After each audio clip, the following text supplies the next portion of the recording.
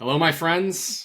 My name is Alex Lonnquist, and today I will be speaking on a topic that is very near and dear to my heart, and that is retroactive jealousy, obsessive compulsive disorder, and copper toxicity. Let's get into it. Retroactive jealousy, or RJ, is essentially intrusive or unwanted thoughts and painful emotions regarding your partner's romantic or sexual past. Now, retroactive jealousy, or RJ, often manifests as obsessive compulsive disorder, or OCD. And at its worst, people who suffer from this condition are going to be thinking about their partner's past nearly every moment that they are awake and conscious. So 24/7 intrusive thoughts, obsessive thoughts, vivid mental imagery or mental movies about the details that they've learned, and crushing, painful emotions that are associated with those thoughts. So this is no joke. This is a very wild, painful mental health condition. Now, quickly note that the first half of this presentation is going to be about setting up the context and understanding of RJ, and the second half is going to be all about hair tissue mineral analysis and mineral balancing. Okay, so stick with me here. We'll get through all this together. Retroactive jealousy is a condition that I experienced myself, but thankfully, I've been able to overcome it using a variety of different healing techniques, including mineral balancing and hair tissue mineral analysis. As I was working on healing from this condition, I noticed that none of the people online on YouTube or Instagram or anywhere on the internet that was talking about RJ and OCD mentioned anything that had to do with nutrition. They didn't talk about nutrition as a modality for healing from this condition. And I thought that was completely baffling. Now, granted, I did already have a background in nutrition, so I was a bit biased, but it surprised me. So because of that, I felt even more motivated to help people that were suffering from this condition. So in 2023, I began working as a coach and practitioner for RJ and OCD. Every single RJ client that I've ever spoken to who has OCD show up in other areas of their life, not just in their relationship, have said that RJ OCD is the worst form, the worst version of OCD that they have experienced. This form of OCD is completely horrific and consuming and debilitating,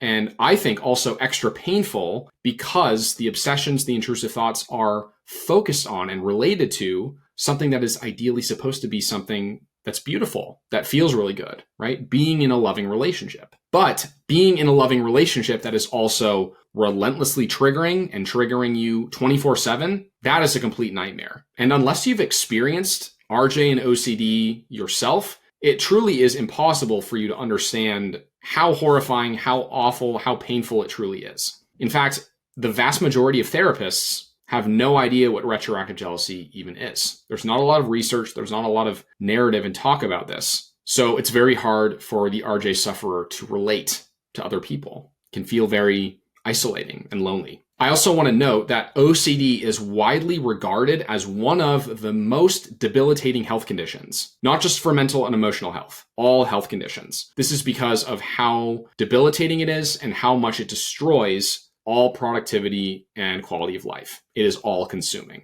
Now, in general, most people do not like the idea of their current partner, their wife, their husband, being sexually or romantically involved with another person, right? That's normal. We can all agree on that. And most people don't even know that this is even called retroactive jealousy because, they never get to a point where it's so painful that they have to look into it further. Only a small portion of people become so obsessed, so consumed, so in pain from their partner's past or the idea of their partner's past that they have no choice but to look into it further. They go on Google, they go on YouTube, they're typing in jealous of my girlfriend's past, and they start looking for help and they research. But is there something that makes the RJ OCD sufferer different from the person who might be a little bit bothered by the idea, but they just move on, right? They're able to let it go. They don't have to think about it any more than just when it comes up, if it comes up randomly. More on this later. We'll talk about this later. Retroactive jealousy is essentially broken attachment on steroids. Attachment is the process of giving and receiving love with other people, right? How do you give and receive love with others? There are 4 distinct different attachment styles. There's anxious, avoidant, disorganized, and secure. Anxious can be defined as the belief that you are unworthy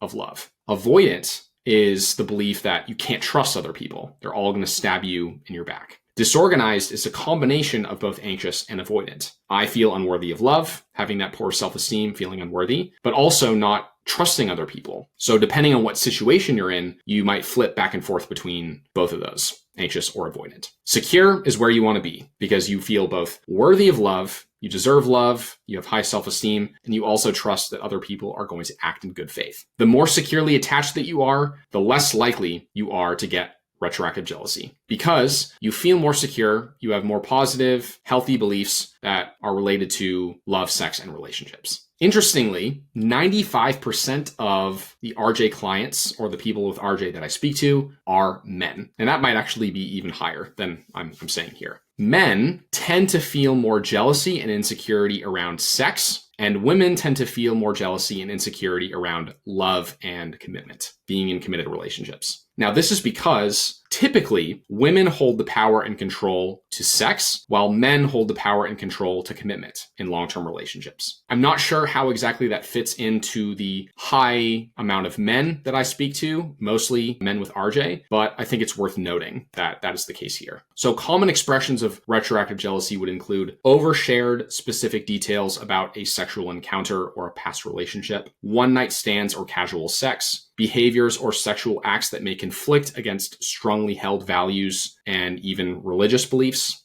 very explicit sexual acts, high number of past partners, or what's known in slang as body count, and what is considered high is totally subjective. And also discussed OCD, so sharing of bodily fluids, potential for STIs, so on and so forth. There are 3 primary reasons why a man would feel jealous about his girlfriend or his wife's romantic or sexual past. Number 1 is the evolutionary psychology, right? Evolutionary reasons. Paternal uncertainty, to be specific. And that is the idea that a man is not going to know for certain whether this child that he's having with his woman, his partner, or in the future, if they plan to have a child, whether that's going to be his. So the nervous system, the man's nervous system is warning him not to invest too much. If you have a baby with her, how are you going to know that it's your child if she has a history of promiscuity, right? Or she's been in relationship with other men that are in your vicinity. Your nervous system is trying to protect you and not invest too much if you don't have that certainty. Number 2 is the human psychology, the human behavior. How much are you investing in this person? The more that we invest in another person or another thing, the more we fear losing it because we don't want to lose things that we value highly. But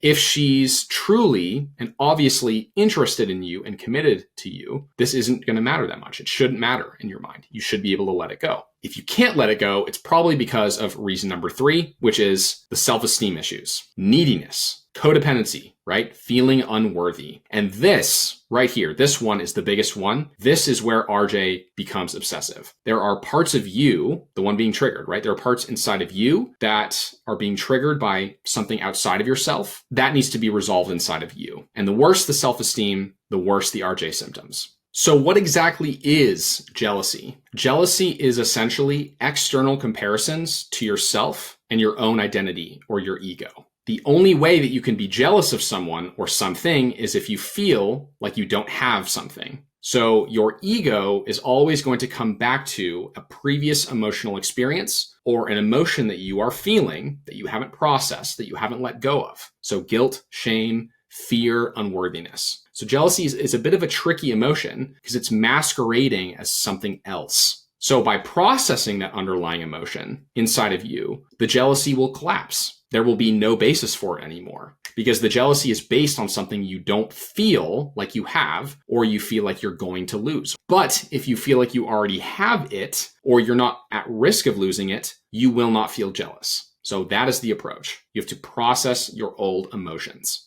And here is the OCD loop, right? This describes the OCD brain, the OCD cycle. It starts with an obsessive intrusive thought right here. And this thought is often bringing in a lot of doubt and uncertainty and fear, right? So it will bring anxiety on.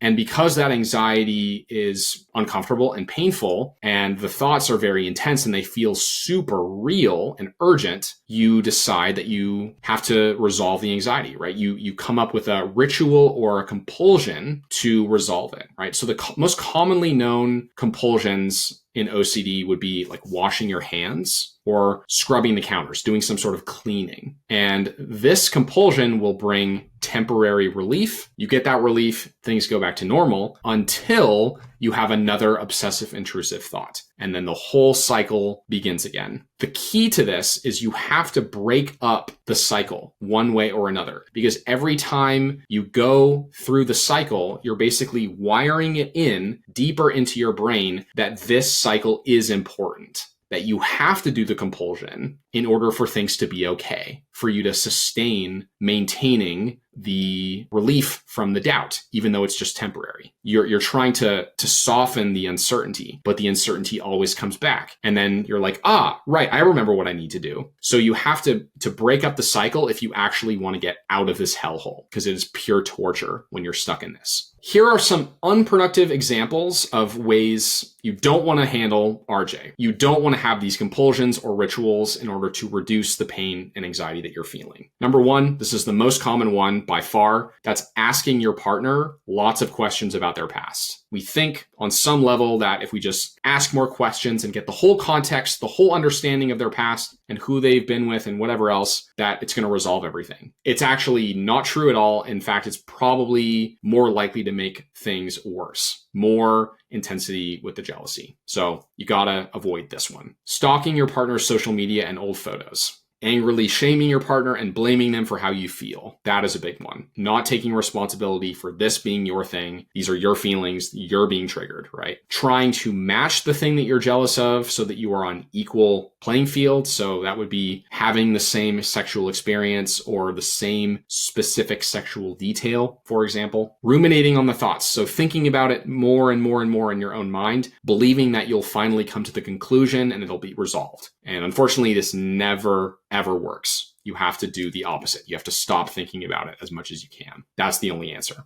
Looking up toxic content online to validate your unsolved pain and shame. Also cheating on your partner or having sex with other people. So what are some actual productive ways of healing from retroactive jealousy? Number one, you have to admit that it's your problem and not your partner's problem. This is your thing. You are experiencing this. You are the one being triggered. You got to get help, right? Hire someone, talk to a professional about it, heal mentally, emotionally, and physically, fix broken attachment, and choosing love and forgiveness over everything else. If you do this last one here, you will not fail. If you choose love in every way that you can, you will be headed in the right direction. You will get to the promised land. Now let's talk about the anatomy and physiology of the OCD brain. So a very important piece here is the orbitofrontal cortex, or the OFC. That's this lower front part of the prefrontal cortex right here. And this part of the brain is responsible for interpreting fear signals and threats and assigning importance to those signals. So it's interpreting threats and danger. Dysfunction in the OFC is linked to exaggerated concern about potential dangers, mistakes, or even moral wrongdoings. And then this leads to the obsessions. This part of the brain is extremely active. It's hyperactive and is working very hard in people who have OCD. In fact, I've even had clients who have mentioned that as they're doing this work, they're trying to heal from OCD, that they can literally feel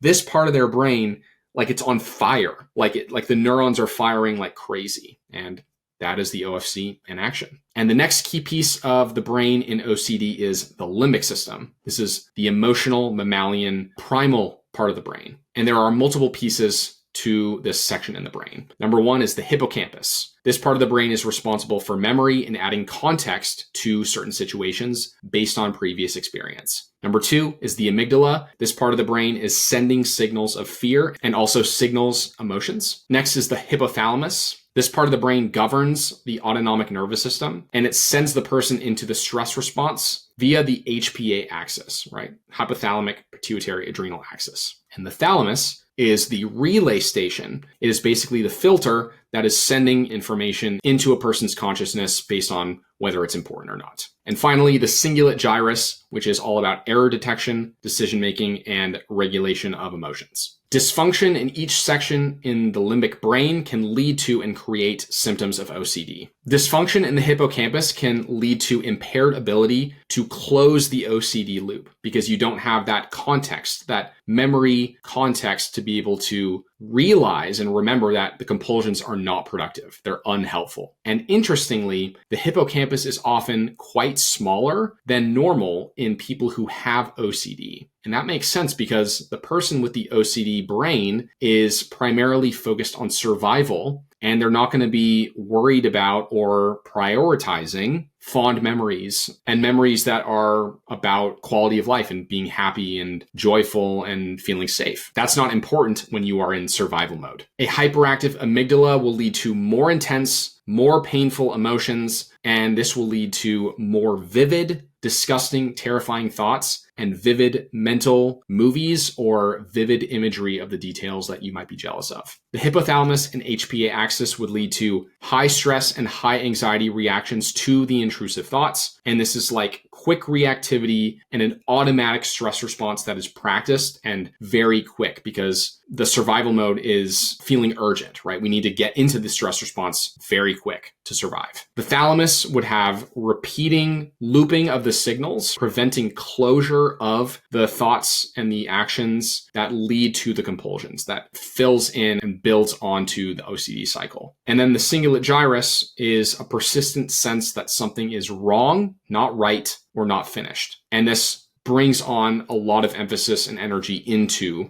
needing to do the compulsions. Essentially, in simple terms, obsessive compulsive disorder involves faulty communication between the OFC and the limbic system. They're both responsible for communicating to each other. The OFC is responsible for calming the limbic system down. And the limbic system is supposed to give valuable, useful information about threats. It's the brain's alarm system. So if this loop and this connection is overactive or disrupted in a certain way, it will create a feeling inside that something is wrong. There's doubt, there's uncertainty, something is wrong. And this is going to drive the obsessive thoughts, the intrusive thoughts, and the compulsive behaviors. With RJ, it really doesn't matter what the RJ sufferer is jealous or obsessed about in the vast majority of cases, like 90% of cases or more. The truth is that all that matters is that they are obsessed at all. It's just like any other form of OCD because the mechanisms, the physiology in the brain is essentially the same. I have men who are reaching out to me from more conservative countries like India, whose lives are completely falling apart. They literally are at the point of considering suicide because they can't stop thinking about a story of their wife kissing another man in her past. And in a Western country, a more liberal country like the United States, this might seem a bit ridiculous. But the mechanisms are the same and the culture is different, and that influences a person's beliefs and emotions to a large degree. On the flip side,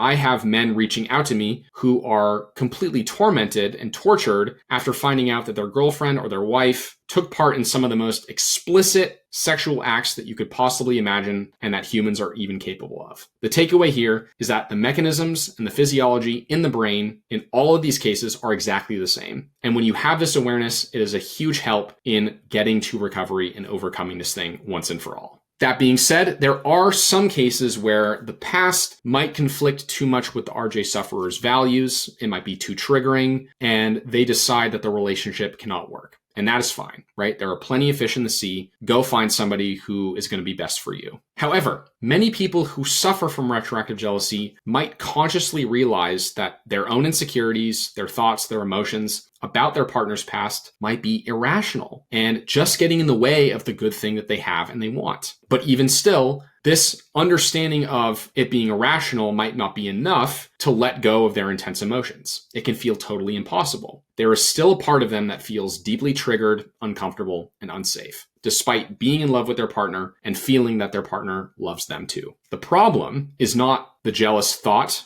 itself, but rather how these thoughts are being messaged by the brain into one's consciousness and how that thought or emotion is being experienced in the body. Because you can have a thought about your partner doing something in their past, but it might not elicit something uncomfortable, some sort of painful, uncomfortable sensation in your body. That's really what causes the pain and the suffering. We need to calm down the alarm system from being hyper alert to be working optimally and rationally. For men, if and when they find out that their girlfriend or their wife has had sexual relationships with other men, especially if they have very explicit details, vivid details of that situation, that encounter, this should elicit a feeling of disgust in that man to varying degrees. This primal disgust mechanism is a natural part of male biology, right? This is millions of years of evolution in action and is protecting against paternal uncertainty. Do you know for sure that this woman is going to carry your baby or not? That's all it's saying. But just because this disgust mechanism is evolutionarily adaptive does not mean that it's a good thing. It has the potential to get in the way of loving relationships. The idea here is that it is possible to transcend this automatic disgust mechanism by using logic and reason. For example, can you love them, love your partner for who they are, as opposed to what their past is or what their past means about who you are?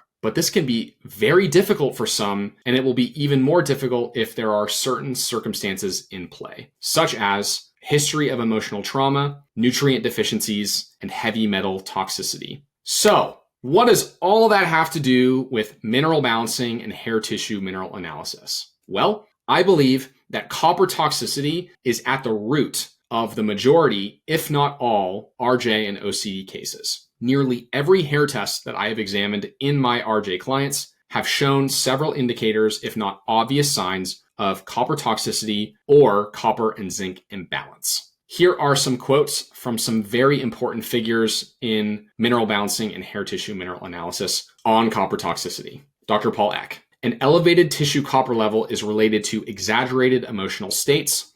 Frequently, there is excessive brain activity, insomnia, and intellectual compensation for an inability to properly cope with stress and fears. Here's a quote from Dr. Lawrence Wilson. The overall effect of copper appears to be to enhance all emotional states in a human being. Copper stimulates the old brain, that's the limbic system, while zinc is needed for the new brain, that's the prefrontal cortex or OFC, which is associated with higher emotions such as reasoning, compassion, and love. When an imbalance between these exists, the person tends to revert to the use of the old brain, also called the animal brain or emotional brain. This can lead to a tendency for every possible emotional condition affecting human beings. And finally, this quote from Dr. Rick Malter. Everyone has an inner judge. Buildup of copper intensifies the stress response, which can inflate a person's inner judge or ego, taking a toll on their inner child. Ultimately, this flare-up of the inner judge psychologically and emotionally can lead to the destruction of romantic relationships. Right on the nose, if you ask me, for retroactive jealousy. Interestingly, minerals and metals and elements alike have certain qualities that make them what they are, and those qualities can carry over and influence one's personality, depending on the specific various amounts of these minerals and metals that they might have. So for example, copper personality, these people are warm, caring, sensitive, and very often become creatives or artists. These are more feminine traits. The non-integrated or copper toxic personality often includes racing thoughts, excessive emotions, fearfulness, phobias, resentment, hidden anger, childishness, and low self-esteem. Zinc personality, on the other hand, is often steady, balanced, and emotionally stable, more stoic. These are more masculine traits, and zinc deficiency usually manifests as emotional instability and developmental or learning disabilities. Zinc and copper are essentially twins. They balance each other out. They're like yin and yang over here. And zinc deficiency and copper toxicity go hand in hand. Men, and women for that matter, who have too much copper and not enough zinc are likely to be prone to feeling overly emotional or jealous in their romantic relationships. Unfortunately, the vast majority of the modern world is nutritionally deficient, nutritionally imbalanced, and toxic today. And that also includes the twin minerals, copper and zinc. These two minerals are crucially important for both mental and emotional health, as well as your ability to respond to stress. For example, Too much copper and too little zinc will lead to overactivity of the limbic system, which is the emotional brain, right? Your emotions, and dysfunction of the prefrontal cortex, or OFC, which is where you use logic and reason. When you are using logic and reason in response to your environment, in any situation, not just with your relationships, you are literally activating your OFC and your prefrontal cortex, which are completely reliant on zinc. And you're not using your primal emotional limbic system, which is fueled by copper. So hopefully you're seeing the connection here. You need logic and reason to overcome the disgust response. If you don't have zinc, you're probably not going to be able to do it very easily. So in essence, your emotions and your primal instincts, your evolutionary psychology is going to come out and take priority over logic and reason if the circumstances are perfect, are just right. So one will need both serious conscious effort and discipline plus sufficient nutrients like zinc in order to transcend the natural disgust and fear mechanism that comes from insecurity and jealousy of one's past. But without enough zinc in your prefrontal cortex, this might be impossible. You might not be able to think your way out of RJ and OCD. And this feels like being stuck in the jail cell of your mind.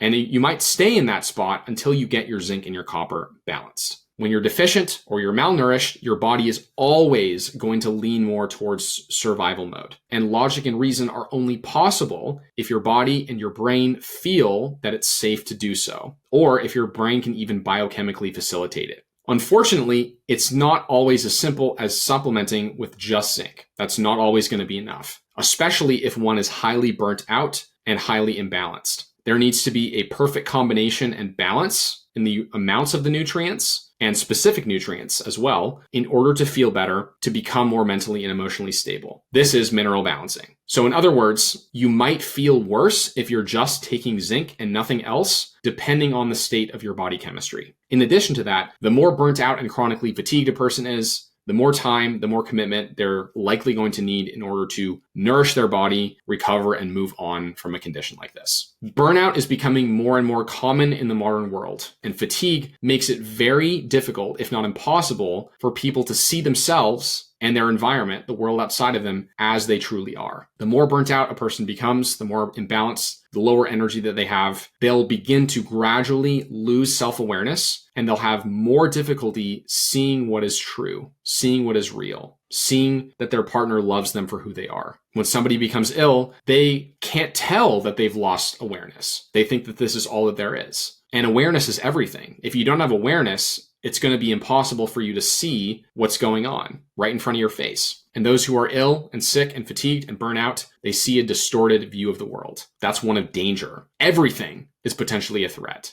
Potentially even your romantic partner. So the process here is low energy equals low awareness, and low awareness leads to suffering. So we need to improve the ability to make energy in the body, and everything improves when we do that. So how does one become copper toxic? Primarily, it is inherited from mother in utero. So we have a copper toxic mother, and the mother passes on the copper to their child. Zinc deficiency of any kind, right? Because zinc and copper are supposed to balance each other out. Vegetarian and vegan diets are very low in zinc, so they automatically build up copper over time. Copper fungicide, especially used on fruit. Eating high copper foods like dark chocolate, nuts, avocados, soy, organ meat, so on and so forth. Taking hormones or birth control that involve copper, such as the copper IUD or other contraceptives. Low quality multivitamins, copper pipes or contaminated water, copper plated jewelry, and also poor adrenal and liver function. This leads to burnout, and that gradually causes and leads to copper toxicity over time. So,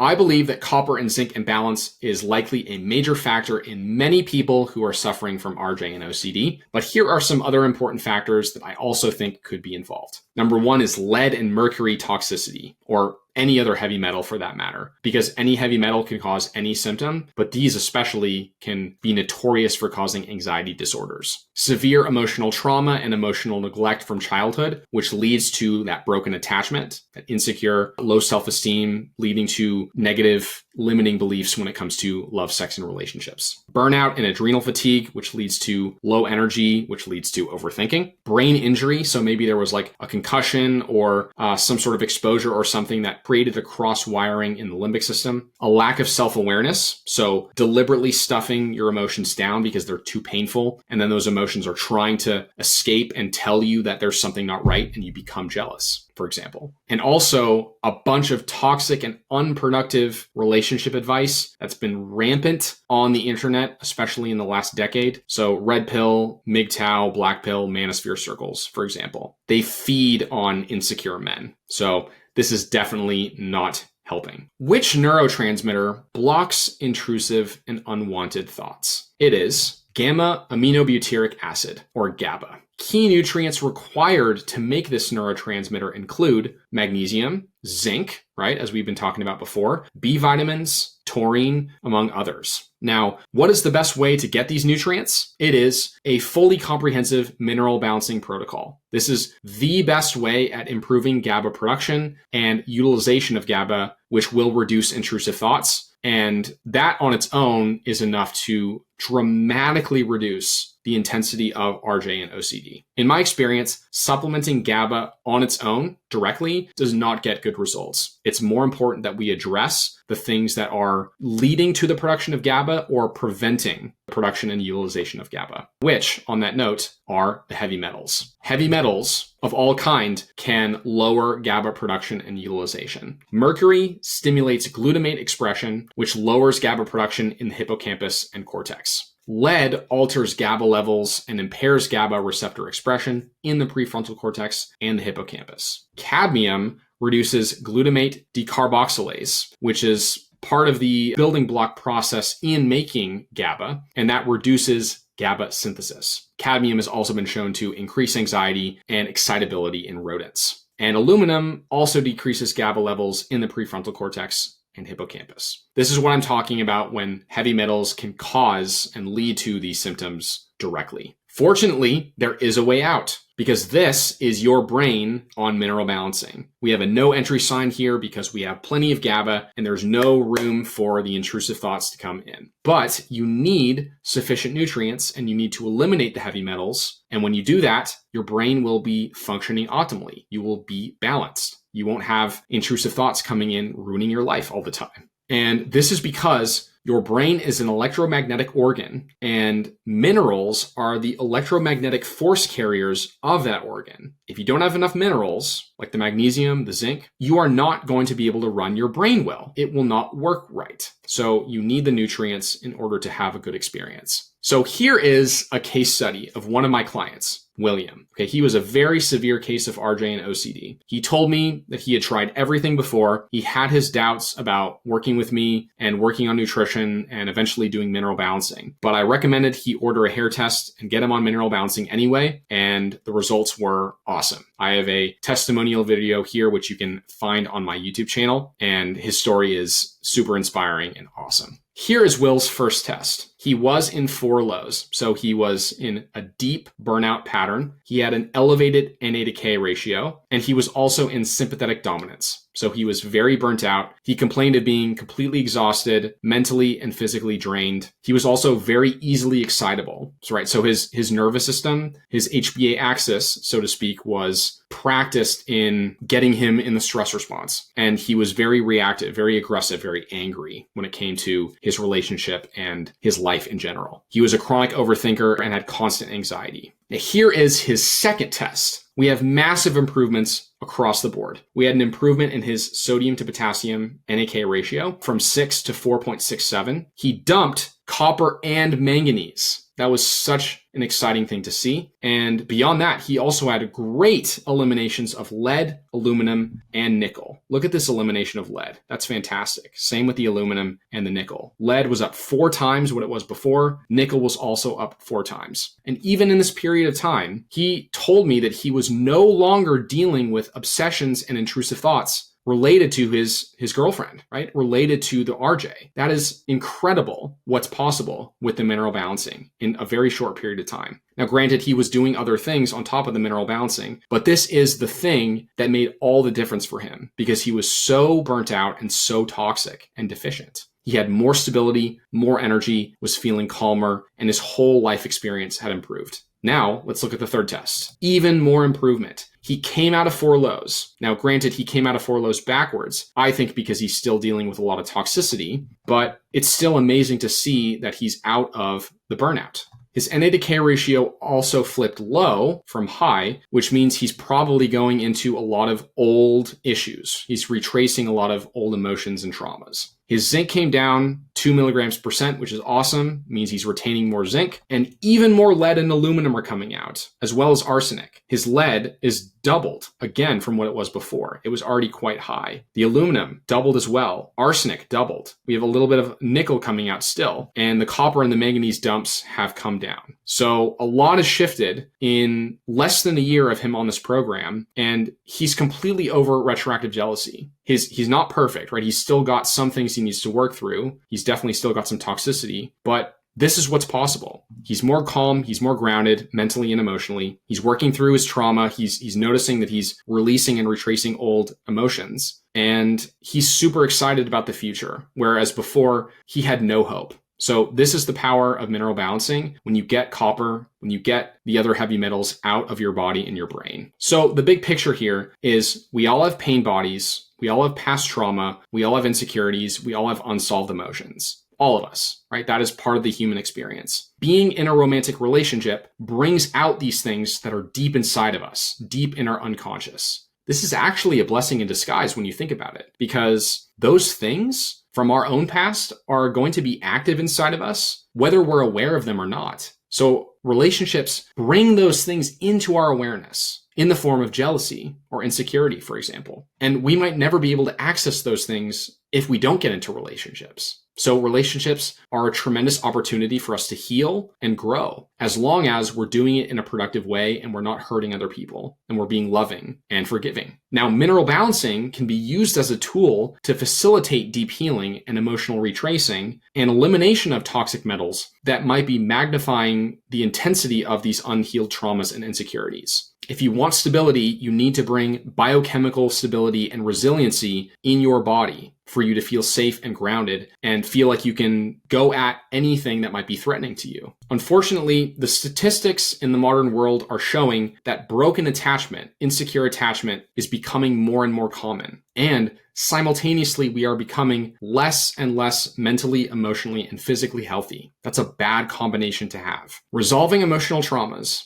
stabilizing one's nervous system, and healing broken attachment is going to be crucial for maintaining strength in what holds our society together, and that is healthy relationships. Quality relationships and stability in mental and emotional health are possibly the most important pieces to living a healthy life, to living a good life. So I would recommend that you make them a priority. Invest in your physical health, right? Invest in your mental and emotional health. Do mineral balancing, nourish your body, get these metals out of your body, heal your old emotions, and your quality of life, your experience will change. It has to. Thank you so much for watching. I appreciate you listening to a topic that is very important to me, and many people are still dealing with this condition and having very little hope. So I hope this message reaches people in need, and you can find me and more of my work on retroactive jealousy and OCD on my YouTube channel and Instagram. So at RJOCD Recovery or at Alex Lonnquist. Thank you so much for watching, and take care.